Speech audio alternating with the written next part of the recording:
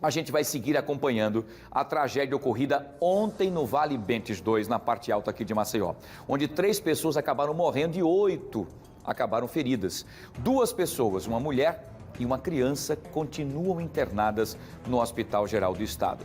Eu vou fazer o seguinte, eu vou trazer o Alan Garcia ao vivo agora, para que ele possa nos atualizar e trazer informações importantes sobre todo o estado de saúde dessas 2 vítimas e também da liberação dos corpos que foram recolhidos das 3 pessoas da mesma família no incêndio de ontem. Alan Garcia, mais uma vez, bom dia com você, amigo. Oi, Wilson, bom dia para você, bom dia para todo mundo. A gente está aqui no IML, onde os corpos do casal de idosos e também do homem foram trazidos, estão aqui à espera, enfim, para que sejam liberados. O que é que está acontecendo nesse momento? Estão lá dentro 2 dos 6 filhos desse casal, para que eles possam trazer documentações, para que possam comprovar quem são as pessoas que estão lá dentro. O que é que acontece? No incêndio, a documentação das pessoas que morreram foram queimadas. Portanto, um dos filhos que está aqui, quem vai fazer o reconhecimento, precisa passar pelo Instituto de Criminalística, precisa fazer exame de DNA, onde também os corpos serão submetidos a esse processo para que eles possam cruzar os dados e realmente ficar comprovado que os idosos que estão lá dentro, que morreram ontem no incêndio, eram os pais desse homem que está aqui, com quem eu conversei agora há pouco. O homem que eu conversei é o Antônio Marcos. Muito abalado, ele não quis gravar a entrevista com a gente, mas conseguiu conversar um pouquinho comigo para contar um pouco da história.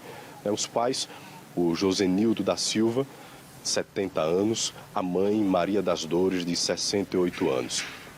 Eu estou indo com essa idade porque foi a data de nascimento que ele, o Antônio Marcos, conseguiu me passar. Mas ele me passou assim um pouco inseguro, ele está bastante mexido, bastante com a cabeça muito frágil diante de tudo. Então ele conseguiu me passar essas informações. Não conseguiu me passar ali no momento o nome do irmão, que é o rapaz que morreu também no incêndio, uma das 3 pessoas, tinha aproximadamente 30 anos. Então os corpos estão aqui, precisam passar por esse exame de DNA, porque a documentação que poderia comprovar, ou seja, a documentação dos mortos que poderia comprovar a relação de esse parentesco, foi queimada no incêndio. Então por isso que o IML precisa dessa comprovação através do DNA. A outra forma seria através de um processo judicial, mas que aí demoraria bem mais. O Antônio Marcos acabou de sair de lá de dentro para reconhecer ali o corpo naquele momento e poder fazer esses exames, para que o pessoal do Instituto de Criminalística possa recolher o material genético, tanto dele e em seguida depois dos pais e do irmão dele. Ou seja, o casal de idosos tinha 6 filhos, Um morreu junto com o casal no incêndio de ontem.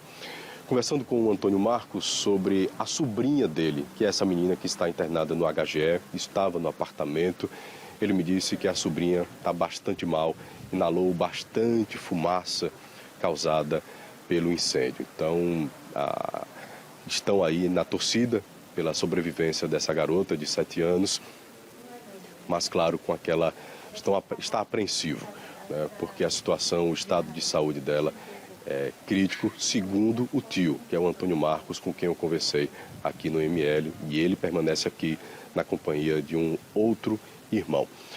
O que é que os pais deles faziam naquele residencial, isso? Eles moravam lá, eles saíram do Trapiche e foram transferidos através desses programas para o Benedito Bentes, para esse residencial. O filho morava com eles e ele me disse, o Antônio Marcos, que o irmão não era cadeirante, estava numa cadeira de rodas, porque se recuperava de uma cirurgia de uma das pernas. E a sobrinha dele, essa menina que está internada no HGE, vivia com os avós. A mãe é uma das filhas do casal que morreu, porém, quem cuidava eram os avós. Ela agora tenta, enfim, com toda a equipe médica do HGE, se recuperar de toda essa fumaça que inalou. A gente vai acompanhando todo esse desenrolar dessa história, né, trágica, com essas 3 mortes.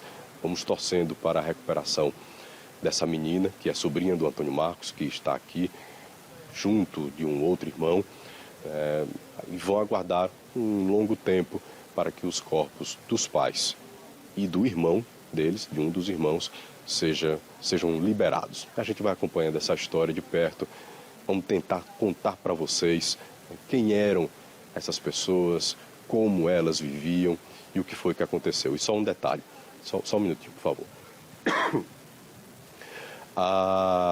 O Antônio Marcos contou para mim o seguinte, que aí é claro, a justiça e os processos vão provar quem está errado, quem está certo. O Antônio Marcos disse que o incêndio foi causado por conta da fiação que os pais colocaram para poder ligar eletrodomésticos, a televisão, um fogão, um som, e que a distribuição das tomadas no prédio foi muito mal feita e que por isso obrigaram os moradores, incluindo os pais dele, a fazerem diversas extensões, que é o que muitos engenheiros elétricos condenam, né, que a gente não faça essas extensões. Mas os pais do Antônio fizeram para que pudesse ligar. Porque, segundo o Antônio, as tomadas foram mal distribuídas no apartamento. E essa é uma reclamação, segundo ele, de muitos moradores do próprio bloco onde os pais moravam. Ele disse que vai levar esse caso à justiça e, é claro, e aí, construtora, todos que participaram da construção desse residencial vão correr atrás agora para poder se defender. Wilson Júnior. Muito bem, Alan, tá aí então um relato. É lógico que o irmão, né, os irmãos estão, enfim, os filhos, né, estão numa situação bastante complicada, e esse sofrimento, né, para poder do reconhecimento, eles sabem que são os pais e o irmão, mas oficialmente é preciso que se tenha documentos. Como os documentos foram perdidos e queimados no incêndio, agora terá que ser feito então aí o material biológico de cada um deles, inclusive dos irmãos, para que possam comprovar que há parentesco e os corpos sejam liberados para que seja feito o sepultamento. Isso vai levar um tempo, né, e isso é um sofrimento, Alan, porque a família está num momento, enfim, difícil. Cada vez que demora, cada vez que se passa o tempo, é um sofrimento maior até que aconteça o sepultamento. E eles possam dar um fim a isso na questão dos corpos, né? Mas a dor, as lembranças vão ser para sempre, né? Você quer passar alguma informação importante aí? Eu estou percebendo que você tem alguma informação para a gente. Pode ficar à vontade, Alan. É sobre o estado de saúde da mulher de 35 anos, né, que a gente teve aí a fala de uma parente dela, né, e a gente tem aqui o estado de saúde repassado pelo hospital. É uma mulher de 35 anos, ela foi internada com fraturas após pular do prédio, com medo, claro, né, de não conseguir escapar do incêndio. O quadro de saúde dela é considerado estável, por isso, né, então, ou seja, está numa situação melhor do que a criança. O Hospital Geral do Estado aqui de Maceió informa que essa mulher, né, estão, né, com ferimentos causados por causa desse incêndio no Benedito Bentes. E aí eu vou trazer um pouquinho mais sobre a criança.